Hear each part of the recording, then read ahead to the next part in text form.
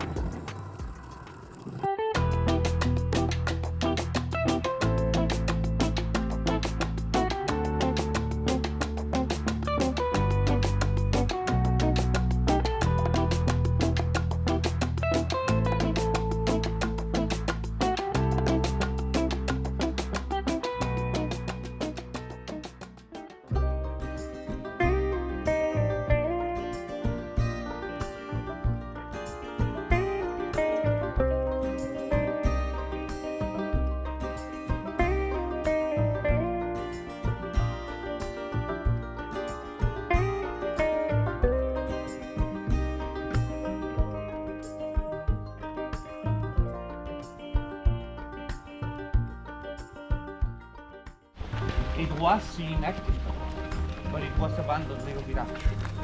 Like many others. This is the internal complex. This is the original wall. Please go through. Watch your hips. Meet me on the other side, por favor.